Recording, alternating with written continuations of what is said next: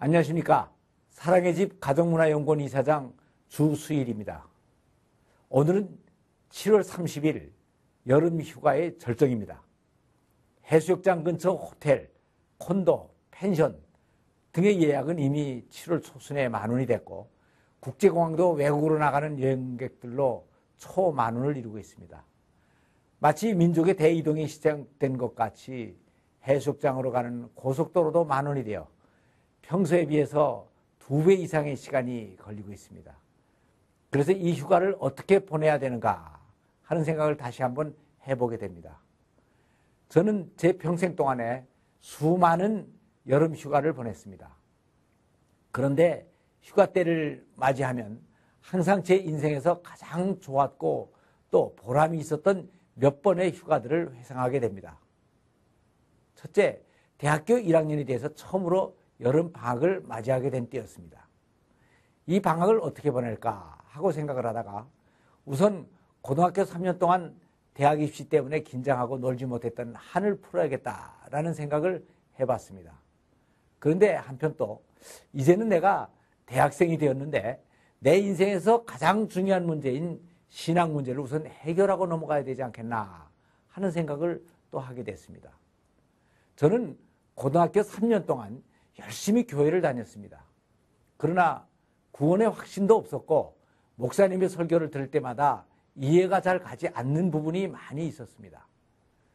그리고 그때 저는 이제부터 내 인생을 내가 선택하며 살아가야 하는 대학생이 됐다는 생각에 내 인생은 과연 무엇을 위해서 어떻게 살아야 되는가 하는 문제를 놓고 계속 생각을 하고 있었습니다. 그리고 인생의 목표는 결국 신앙에서 나오는 것인데 그렇다면 신구약 성경을 내가 직접 다 한번 읽어봐야 되지 않겠는가 하는 생각을 하게 됐습니다. 그래서 여기에 공감을 하는 2명의 친구와 같이 3인용 텐트를 하나 사가지고 처음으로 두꺼운 신구약 성경을 한 권 사가지고 불광동 뒤에 있는 삼각산으로 들어갔습니다. 그래서 산속에 텐트를 치고 다른 것은 아무것도 안 하고 성경만을 읽어 내려갔습니다. 읽는 동안 이해가 잘 안 되는 부분도 많이 있었지만 이번에 신구약은 다 읽고 내려가야겠다 하는 생각으로 계속 읽기만 했습니다. 그런데도 창세기부터 계시록까지 다 읽는데 꼭 일주일이 걸렸습니다. 그런데 마지막으로 내 머릿속에 남은 말씀이 하나 있었습니다. 그것은 바로 전도서 12장 13절에 이래 결국은 다 들었으니 하나님을 경외하고 그 명령을 지킬지어다. 이것이 사람의 본분이니라 라고 하는 말씀이었습니다. 이 말씀은 그때 제가 인생을 무엇을 위하여 어떻게 살아갈 것인가 하는 것을 계속 생각하고 있던 저에게 하나님께 주신 가장 적절한 해답이었습니다. 그래서 저는 그때 드디어 평생을 살아갈 장기적인 인생의 목표를 찾았던 것입니다. 그리고 그 후에도 여름방학 때만 되면 늘 놀러 다니기보다는 주로 교회 봉사활동이나 CCC의 수련회 등에 참석을 많이 했는데 이것은 다 그때 삼각산에서 받은 은혜가 동기가 된 것입니다. 그리고 제가 오늘날 단순한 기업인으로만 살지를 않고 기업을 성공적으로 세운 다음 사회복지법인을 설립하여 사회 봉사활동을 하며 살게 된 것도 사실은 그때 그 말씀이 내 생애를 이끌었기 때문입니다. 그런데 그 후 제가 결혼을 하고 아이들을 낳고 기르면서 수많은 여름 휴가들을 보내게 됐습니다. 그런데 그동안의 여름 휴가들은 주로 사업에서 눌렸던 나 자신의 스트레스를 풀고 또 아이들을 데리고 재밌게 놀아주는 것을 위주로 해서 보내게 됐습니다. 그런데 세월이 더 지나고 저희 맏딸이 약혼을 하고 결혼을 앞두게 되었습니다. 그래서 가만히 생각을 해보니까 이 딸이 시집을 가고 나면 지금같이 우리 아이들을 모두를 데리고 함께 휴가를 가는 것도 이것이 마지막이구나 하는 생각이 들었습니다. 그래서 좀 의미 있는 휴가를 보내야겠다 하는 생각을 하고 그동안 내가 학창시절에 은혜를 받았던 수양회를 생각하면서 가족 수양회를 준비했습니다. 그런데 그때 저희 큰딸은 뉴욕에서 막 공부를 끝냈고 막내딸은 여름방학을 이용한 어학연수차 캐나다로 가 있었습니다.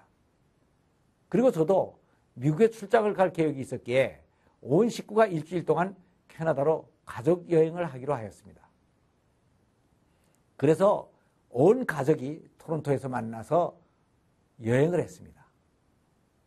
여행용 밴을 한 대 렌트해가지고 나야가라 폭포를 위한 여러 곳을 다 다니며 구경을 하고 디어허스트라는 아름다운 전원 호텔에 묵었습니다. 넓은 초원 속의 그림과 같은 집에 묵으면서 온 가족이 얼마나 행복했는지 모릅니다. 그런데 아침과 저녁에 빼놓지 않는 것이 하나 있었습니다. 그것은 바로 가족 예배를 드리는 것이었습니다. 물론 그동안 아이들을 데리고 늘 가족 예배는 집에서 드려왔습니다. 그러나 그곳에서 드리는 가족 예배는 또 달랐습니다. 우선 우리 가정을 이렇게 축복하시고 좋은 시간을 가지게 하신 하나님께 감사의 기도를 하고 곧 집을 떠날 맏딸을 위해서 간절하게 기도를 해 주었습니다. 그리고 예배를 통해서 이제 앞으로는 너희들이 부모를 떠나서 각각 자기들이 자기의 생을 살아가야 할 텐데 육신적으로 부모는 떠날지라도 영적인 아버지인 하나님은 떠나지 말라고 하며 그들이 평생 동안 지켜야 할 말씀들을 주었습니다. 그리고 너희들은 앞으로 어떤 가정을 꾸미고 어떻게 살아가야 되는 것이 바람직하다는 것 등 이 모든 것들을 다 얘기해 주었습니다. 그랬더니 처음에는 아버지는 여기까지 와서 이렇게 예배만 드리자고 한다고 은근히 불만을 하던 아이들이 나야가라 폭포를 보고 받은 감동 이상으로 더 큰 은혜를 받게 됐습니다. 그래서 그때 가족끼리라도 이렇게 은혜로운 수양회를 할 수가 있구나 하는 것을 저는 체험을 했습니다.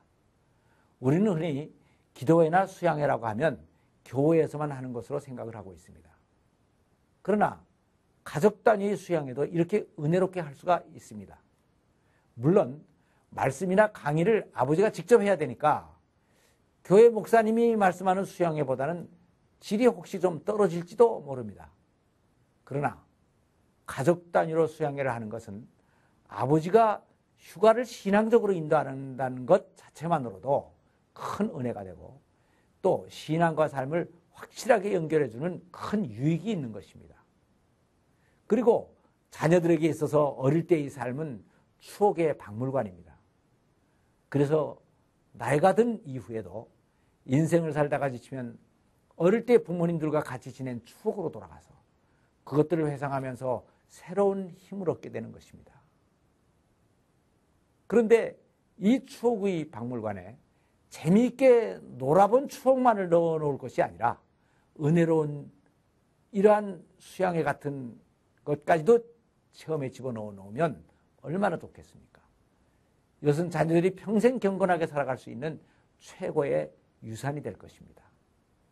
누구나 다 휴가를 가니까 우리 크리스천들도 가기는 가야 합니다. 그러나 하나님을 믿는 크리스천이라면 그리고 또 우리들의 신앙을 자자손손이 물려주기를 원한다면 가정이 가족을 영적으로 인도하는 가정재단의 제사장이 되기를 원한다면 금년 여름에는 한번 이런 바캉스 수련회를 계획해 보시기 바랍니다. 감사합니다.